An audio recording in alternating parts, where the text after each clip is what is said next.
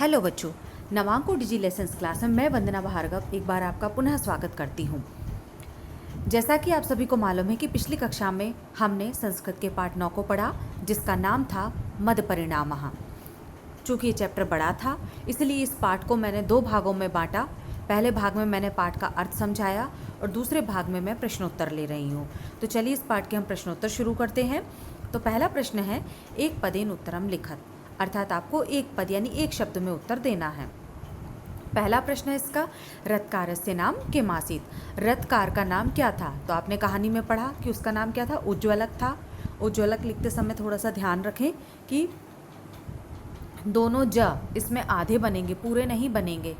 ये एक बच्चे की कॉपी में से मैंने आपको बताया है ताकि आपको लिखने में दिक्कत ना हो सकता है कहीं पर मिस्टेक हो तो आप बुक में से देखकर करेक्शन करें। तो रत्कारस्य नाम किम आसीत्, उज्ज्वलकः। दूसरा प्रश्न है, रत्कारः वने काम अपश्यत्, रत्कार ने वन में किसको देखा? तो किसको देखा था? ऊँटनी को, जिसको क्या कहते हैं, उस्ट्रीम। अगला प्रश्न है, महती घंटा केन प्रतिबद्धा, बहुत बड़ा घंटा किसने बांधा या किसके द्वारा बांधा गया था? रत्कार के द्वारा बांधा गया था। तो उत्तर में क्या जाएगा? रथकारेण। अगला प्रश्न है, कहाँ महानुष्ट्रः संजातः, कौन बड़ा ऊँट हो गया? तो कौन हो गया था? ऊँट का बच्चा, जिसको क्या कहा गया है यहाँ पर? दासेर कहा। अगला, रक्षा पुरुषस्य प्रतिवर्षम का वृत्ति, यानी रक्षा पुरुष यानी चौकीदार की प्रतिवर्ष की तनख्वाह क्या थी? क्या थी तनख्वाह? एक ऊँट। तो उत्तर में लिखेंगे करभमेकम यानी एक ऊँट। अगला प्रश्न है, एक वाक्येन उत्तरम लिखत। अब एक वाक्य में उत्तर देना है और इसका पहला प्रश्न है, उज्ज्वलकः काम गृहीत्वा स्वस्थानाभिमुखः प्रस्थितः। उज्ज्वलक किसको लेकर अपने स्थान की ओर प्रस्थान कर गया? तो किसको लेकर? ऊँट के बच्चे को, ऊँटनी को लेकर प्रस्थान कर गया था। तो काम की जगह आप लोग लिखेंगे दासेरक युक्तामुष्टिम। पूरा उत्तर लिखेंगे, उज्ज्वलकः दासेरक युक्तामुष्टिम गृहीत्वा स्वस्थानाभिमुखः प्रस्थितः। तो ध्यान रहे कि इसमें उत्तर में देखिए ये बच्चे ने दोनों एक जा पूरा बना दिया है, आपको दोनों आधे बनाने हैं। अगला प्रश्न है, रत्कारः पर्वत देशे किमर्थम गता। रत्कार पर्वत देश में यानी पहाड़ी क्षेत्र में क्यों गया था? पत्ते लेने के लिए। तो किमर्थम के स्थान पर लिख लेंगे रत्कारः पल्लवा नयनार्थम पर्वतैक देशम गतः। अगला प्रश्न है, प्रश्न क्रमांक ग, दासेरकाः आहारार्थम कुत्र गच्छन्ति। ऊँट आहार के लिए कहाँ जाते हैं? तो कहाँ जाते हैं? पहाड़ी क्षेत्र में जाते थे। तो कुत्र के स्थान पर क्या आ जाएगा? पर्वतैक देशम। बाकी प्रश्न के अनुसार आप दासेरकाः आहारार्थम गच्छन्ति वैसा का वैसा लिखेंगे। अगला प्रश्न है घ, दासेरकाः कस्मिन् समये गृहम् आगच्छन्ति। ऊँट किस समय अपने घर लौटते हैं? तो किस समय लौटते थे? शाम के समय। तो कस्मिन् समये के स्थान पर क्या आ जाएगा?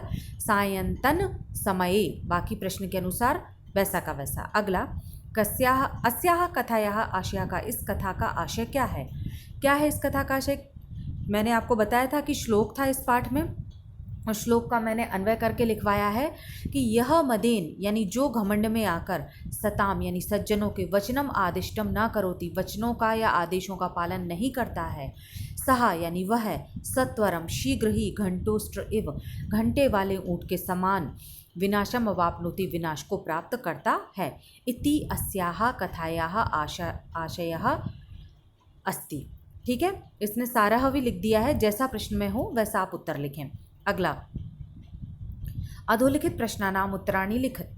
अब नीचे लिखे प्रश्नों के उत्तर देना है, यानी ये दीर्घ उत्तरीय प्रश्न है। उष्ट्री पीवरत्नु कथम संजाता। ऊँटनी मोटी कैसे हो गई थी? कैसे हो गई थी मोटी? दिन रात पत्तों को खा खा कर। तो उत्तर में लिख लेंगे कथम के स्थान पर उष्ट्री पल्लव भक्षण प्रभावात अहर्निशम पीवरत्नु संजाता, यानी रात दिन पत्तों को खा खा कर ऊँटनी मोटी हो गई थी। अगला, रत्कारः किमर्थम गुर्जर देशम गतवान। रत्कार किस लिए गुजरात गया था? तो और ऊँटों को लेने के लिए किमर्थम के स्थान पर क्या आ जाएगा? कलभ ग्रहणाय। बाकी प्रश्न के अनुसार वैसा का वैसा। अगला प्रश्न है, कहा व्यापारः समीचीनः, कौन सा व्यापार उचित है? पाठ के अनुसार कौन सा व्यापार उचित है? ऊँट और ऊँटनी का। तो कहा के स्थान पर आ जाएगा उष्ट्री करभ व्यापारः समीचीनः। अगला प्रश्न है, प्रश्न क्रमांक 4, यथा योग्यम योज्यत यानी जोड़ियाँ मिलाना है।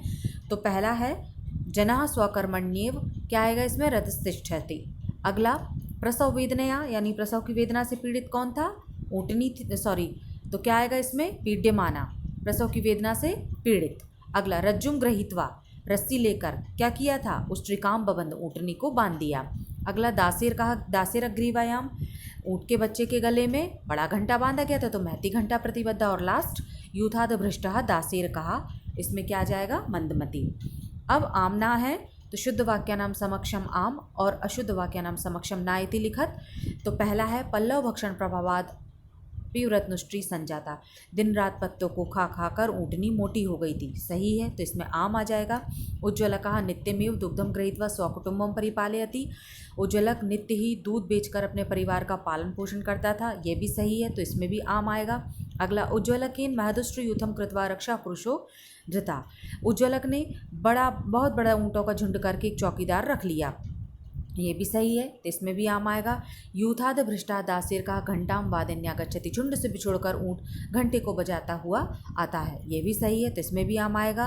और लास्ट कश्चित सिन्हु घंटार्वम आकर्ण्य समायाता, कोई शेर घंटे की आवाज़ को सुनकर आ गए, ये भी सही है तो सभी के सभी इसमें आम है। अगला प्रश्न है प्रश्न क्रमांक 6, अधोलिखित क्रियापदानाम धातु लकारम पुरुषम वचनम च लिखत, नीचे लिखे क्रियापदों के धातु लकार पुरुष और वचन लिखना है। तो पहला है तिष्ठति, जैसे उदाहरण में दिया है, इसकी धातु स्था है, ब्रैकेट में तिष्ठ लिख लेंगे क्योंकि इसके रूप तिष्ठ से चलते हैं। और लृट लकार इसका स्थास्य से बनता है, लकार लट लकार है, प्रथम पुरुष है, एक वचन है। तो अब इसके अनुसार पहला क है अपश्यत, अपश्यत में कौन सी धातु है, दृश्य धातु है, लंग लकार है, प्रथम पुरुष है और एक वचन है। अगला है समागच्छामि, समागच्छामि में दो उपसर्ग हैं, सम उपसर्ग धन बड़ा आ उपसर्ग धन गम धातु है, लट लकार है, उत्तम पुरुष है और एक वचन है। मिलति में मिल धातु है, ला में हलंत लगाएं और लट लकार है, प्रथम पुरुष है, एक वचन है। और अंतिम है पतिष्यति, इसमें पत धातु है, इसमें भी त में हलंत, ये लृट लकार है, भविष्यकाल वाला, प्रथम पुरुष और एक वचन है।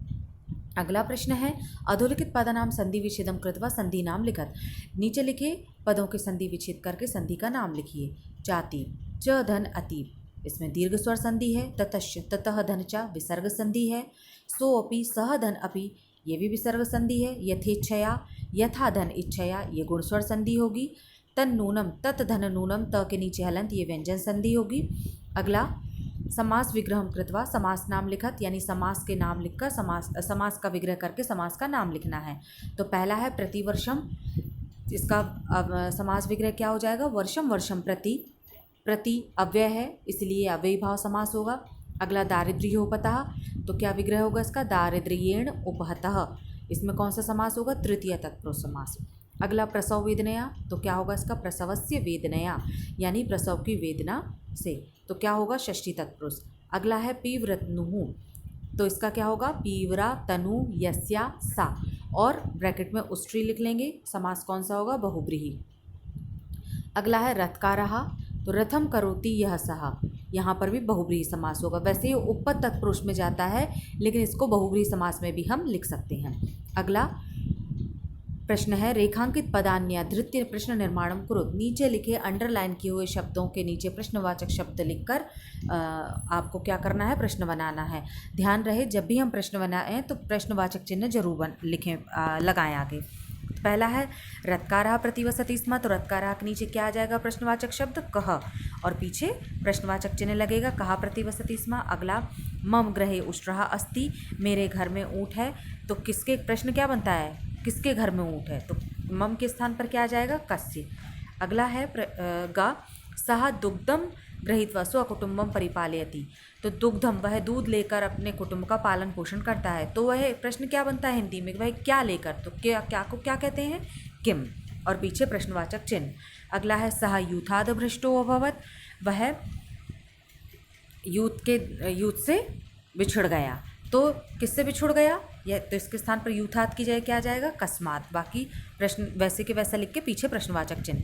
अगला कलभई अभिहितम, ऊँटों के द्वारा कहा गया, कई, तो इसके स्थान पर क्या जाए, प्रश्न क्या बनता है, किसके द्वारा कहा गया, तो कई ही, ठीक है। और अंतिम प्रश्न है कथाक्रम संयोजित, कहानी को क्रम से जमाना है आपको, मैंने पहले भी बताया था, बहुत ही IMP पार्ट है ये। देखें जैसे कि इसमें पहला होगा च वाला, लास्ट वाला, तो आप इसके उत्तर जब भी लिखेंगे तो च वाला लास्ट है तो आप चा ही लिखेंगे और उस लाइन को लिखेंगे। तो पहला होगा रत्कारः दारिद्र्योपतः देशा निष्क्रांता, दूसरा उसी के ऊपर दिया है ङ वाला, और इसमें वने प्रसव वेदनया पीड्यमाना मुष्टिम अपश्यत। तीसरा ग ऑप्शन वाला होगा, रत्कारा गुर्जर देशम गतवोष्टिम गृहीत्वा स्वगृहमागतः। चौथा घ वाला होगा, उसके नीचे वाला तेन प्रचुरा उष्ट्राः करभाश्च सम्मिलितः। और पांचवा होगा आपका पहला वाला उष्ट्राः यूथाद भ्रष्टो अभवत, और लास्ट होगा ख वाला सिंहेन उष्ट्राः मारितः। तो बच्चों ये प्रश्नोत्तर सभी बहुत ही ध्यान से पढ़ें, याद करें, और आपको किसी भी तरह का कोई डाउट होता है तो आप सभी पूछ सकते हैं। धन्यवाद।